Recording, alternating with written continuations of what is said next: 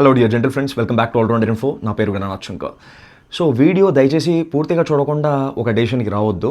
సరే, మొదటగా నాకు అనిపించిన విషయం ఏంటంటే, అసలు ఒక సినిమాకి పబ్లిసిటీ తీసుకురాలేని ఒక హైప్, ఈ పిఆర్ఓస్ అనేది ఈరోజు చాలా చాలా ఇంపార్టెంట్ అయిపోయారు.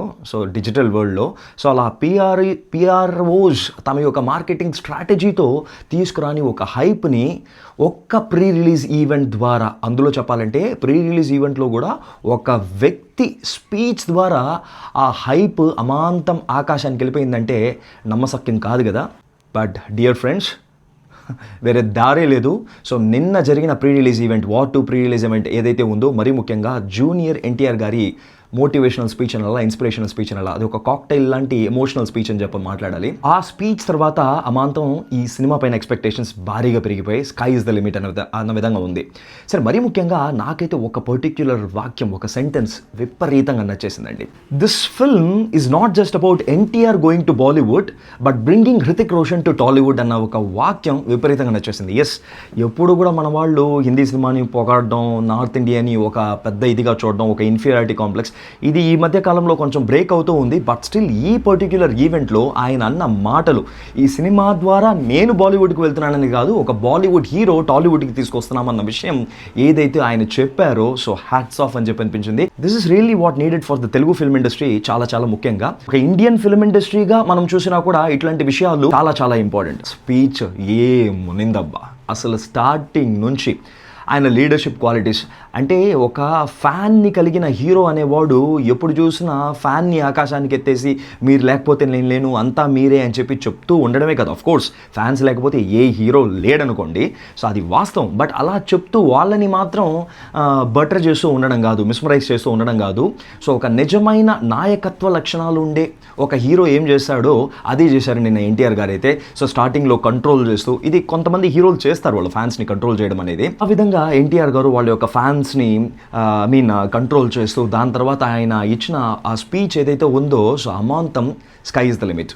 సీరియస్లీ ఓపెన్గా చెప్తున్నా, చాలామంది అసలు ఈ సినిమా గురించి డిస్కషన్ చేసేటప్పుడు కానీ అసలు ఏంట్రా వార్ 2 టీమ్, అసలు సినిమాలో ఏమైనా ఉందా, ఆ విఎఫ్ఎక్స్ పనితనం ఏంటి, ఒక పక్క ఆ పిఆర్ఓ టీం ఉన్నారు కదా కూలీ సినిమాకి, సన్ పిక్చర్స్, వాళ్ళు పబ్లిసిటీ వేరే రేంజ్లోనే చేస్తారు. సో వాళ్ళ పబ్లిసిటీ ఏ రేంజ్లో ఉంది, వాళ్ళ సినిమాని వేరే రేంజ్కి తీసుకెళ్తున్నారే. ఇక్కడేమో మన ఎన్టీఆర్ గారు ఫస్ట్ టైం బాలీవుడ్లోకి వెళ్ళి తీస్తే అసలు దీని గురించి ఉలుకు పలుకు లేదేంటి, అసలు సినిమాలో కంటెంట్ లేదేమో, అందుకని వీళ్ళు ప్రమోట్ చేయట్లేదేమో అని చెప్పి విపరీతంగా మాట్లాడుకుంటున్న రోజుల్లో నాకు అనిపించిన ఒక విషయం ఏంటంటే, అరే ఒక సినిమా హిట్ అవ్వాలంటే దాంట్లోని యాక్టర్స్ యొక్క పర్ఫార్మెన్సెస్ ఎంత ఇంపార్టెంట్, ఖచ్చితంగా డౌట్ లేదు. బట్ అంతకంటే చాలా చాలా ఇంపార్టెంట్ టెక్నికల్గా ఆ సినిమా బ్రిలియంట్గా ఉండాలి, మంచి స్టోరీ ఉండాలి, స్క్రీన్ ప్లే ఉండాలి. సో ఇదంతా చేయూతనివ్వాలంటే దానికి captain of the ship director గారి యొక్క అనుభవం, ఆయన యొక్క టాలెంట్ కూడా చాలా చాలా ఇంపార్టెంట్. సో అలా ఆలోచిస్తే మనం వార్ 2 సినిమా యొక్క డైరెక్టర్ని చాలా అండర్ రేట్ చేస్తున్నామేమో అని చెప్పి అనిపించింది. అరే ఆయన యొక్క సినిమాలను మీరు చూడండి, ఆయన సినిమా స్టార్ట్ చేసిందే అసిస్టెంట్ డైరెక్టర్గా సినిమా స్టార్ట్ చేసిన సినిమా ఏదో తెలుసా, స్వదేశ్ అని చెప్పి ఒక మూవీ అండి, కల్ట్ క్లాసిక్ మూవీ అది. ఆ సినిమా కనుక మీరు చూసి ఉంటే అసలు ఆ సినిమా ఏ రేంజ్లో ఉంటుందో మీకు అర్థమై ఉంటుంది. ఆ సినిమా రిలీజ్ అయినప్పుడు పెద్దగా హిట్ కాలేదు, బట్ మన వాళ్ళు చాలామంది అంతే కదా, అరే ఆ రోజుల్లో హిట్ చేయకుండా బాధపడిపోతూ కల్ట్ సినిమా అబ్బా ఎప్పటికీ నిలిచిపోతుంది అబ్బా అని చెప్పి ఆలోచిస్తారు, ఎప్పటికీ నిలిచిపోతుందని చెప్పి మాట్లాడుతుంటారు కదా. అటువంటి కల్ట్ సినిమా స్వదేశ్ అనేది షారూఖ్ ఖాన్ గారు యాక్ట్ చేసి, అండ్ ఆ హీరోయిన్ నాకు చాలా చాలా ఇష్టం. And director Ashutosh Gowariker, Lagaan cinema తీసిన డైరెక్టర్, సెకండ్ మూవీ అది, దానికి అసిస్టెంట్ డైరెక్టర్గా పనిచేసింది వార్ 2 డైరెక్టర్ అనమాట. సో ఈయన ఈ సినిమానే కాకుండా కభీ అల్విదా నా కహనా అని చెప్పి మరో అద్భుతమైన దృశ్య కావ్యం, సో దానికి అసిస్టెంట్ డైరెక్టర్గా పనిచేసి, దాని తరువాత వేకప్ సిద్ కానివ్వండి, ఏ జవానీ హే దివానీ కానివ్వండి, లేటెస్ట్లో 2 years బిఫోర్ బ్రహ్మాస్త్ర పార్ట్ 1 కానివ్వండి, ఈ సినిమాలంతా చూస్తే మీకు అర్థమయ్యే ఒక విషయం ఏంటంటే, కేవలం టెక్నికల్గా ఒక సినిమాని బ్రిలియంట్గా తీయడమే కాకుండా ఆ సినిమా యొక్క కథనం ఎంత స్ట్రాంగ్గా రాసుకోవాలి, సో దాన్ని బట్టి ఆ సినిమాని ఏ విధంగా హిట్ చేయాలి అని ఒక ఫ్రేజ్లో ఉంటుంది ఈయన సినిమాలంతా కూడా చూస్తే. సో అయాన్ ముఖర్జీ గారు మోస్ట్ అండర్ రేటెడ్ వార్ 2కి సంబంధించినంత వరకు అని చెప్పి నాకు అనిపించింది. నార్త్లో ఈయనకి బజ్ ఉంది, బట్ సౌత్లో ఈయన సినిమాల గురించి మనకి తెలియకనో, లేకపోతే ఆయన సరిగ్గా ప్రమోట్ చేయకపోవడం వలనో PRO team, it's very unfortunate, దురదృష్టవశాత్తు, బట్ చెప్పాల్సిన అవసరం ఉంది.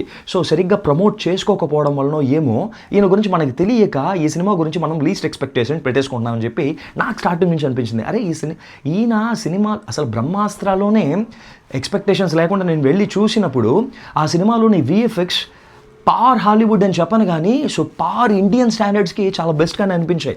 సో దాంట్లో వచ్చి చాలా విఎఫ్ఎక్స్ వరకు చాలా చాలా బెస్ట్ కానీ తీసుకుంటారు ఆయన.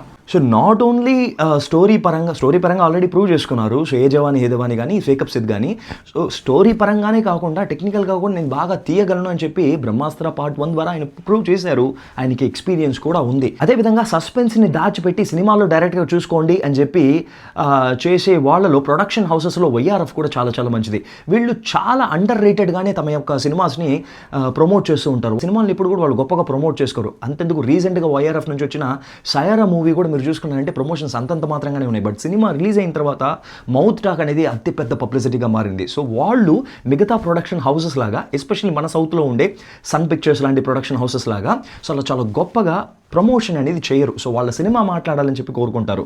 సో వార్ 2 విషయంలో కూడా అదే జరుగుతుందేమో అన్నది నా యొక్క నమ్మకం. అదే జరగాలని చెప్పి కూడా కోరుకుంటున్నాను. బై ద వే చెప్తున్నా, జనాలు కోరుకుంటున్న జెన్ జీ కిడ్స్ కోరుకుంటున్న ఏదైతే సర్ప్రైజ్ ఎలిమెంట్ సినిమాలోకి వెళ్ళిన తర్వాత సీట్ ఎడ్జ్కి వచ్చేసేయాలి, అది ఒక థ్రిల్లింగ్ ఎలిమెంట్ ఇవ్వాలి అని చెప్పి అడ్రిలిన్ రష్ ఇవ్వాలని చెప్పి ఏదైతే కోరుకుంటున్నారో అది ఖచ్చితంగా నాకు ఈ సినిమాలో ఉందని చెప్పి అనిపిస్తుంది. మరి ముఖ్యంగా స్పీచెస్ విన్న తర్వాత అయితే 100% డౌటే లేదు ఈ సినిమాలో అటువంటి సీన్స్ కానివ్వండి, అటువంటి సర్ప్రైజ్ ఎలిమెంట్స్ అలా ఉన్నాయని చెప్పి క్లియర్గానే మనకు తెలిసిపోతూ ఉంది. బట్ అదంతా కూడా ఏ మరకు ప్రజల్ని ప్రేక్షకుల్ని మెప్పిస్తాయి అనేదే ఇంపార్టెంట్ అయిన పాయింట్ ఇక్కడ. బై ద వే నేను కూలీకి అగేన్స్ట్గా ఏం మాట్లాడలేదండి. సో లోకీని కూడా మనం అండర్ రేట్ చేయలేం, లోకీని కూడా మనం తక్కువ అంచనా వేయలేం. సో లోకీ మామ సినిమాలు జెన్జీకి అయితే విపరీతంగా నచ్చే ఎలిమెంట్స్తోనే ఆయన సినిమాలు తీస్తారు, అందులో కూడా డౌట్ లేదు. మరి ఈ సినిమాలో కూడా కూలీలో కూడా అటువంటి విషయాలను ఆయన చేసినట్లయితే దానికి కూడా తిరగలేదు.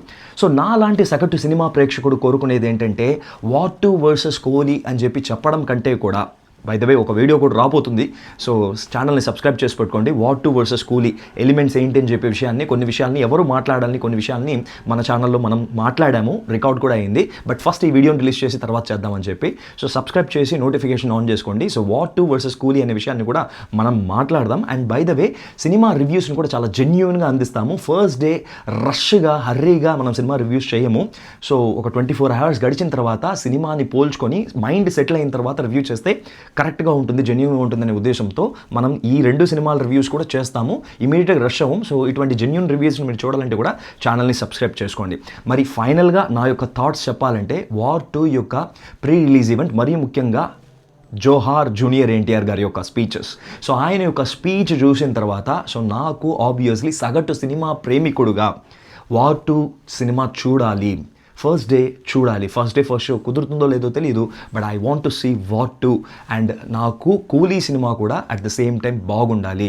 సో నేను పెట్టే డబ్బులు, సగటు సినిమా ప్రేక్షకుడు పెట్టే డబ్బులు బొక్క పడకుండా 2 సినిమాలు కూడా బాగానే ఉండాలి అని చెప్పి ఒక ఫ్యాన్గా కాకుండా, ఒక పర్టిక్యులర్ పర్సన్కి డివోటీగా ఫ్యాన్గా కాకుండా, ఒక సినిమా అభిమానిగా. సో స్పోర్ట్స్లో చెప్తారు కదా, let the best team win అని చెప్పి. సో ఆ విధంగా let the best movie win. So దీన్ని కంపారిజన్ని వర్సెస్ అనే విషయంగా ఇంకొక వీడియోలో మనం చూద్దాము. మీరు ప్రీ రిలీజ్ ఈవెంట్ చూసారా? చూసిన తర్వాత మీకు వార్ 2 పైన ఎక్స్పెక్టేషన్స్ ఏ విధంగా పెరిగాయి అన్న విషయాన్ని కూడా మీరు కమెంట్ రూపంలో తెలియచేయండి. I will catch you up in the next video where it is war 2 versus Coolie. So stay tune to all rounder info.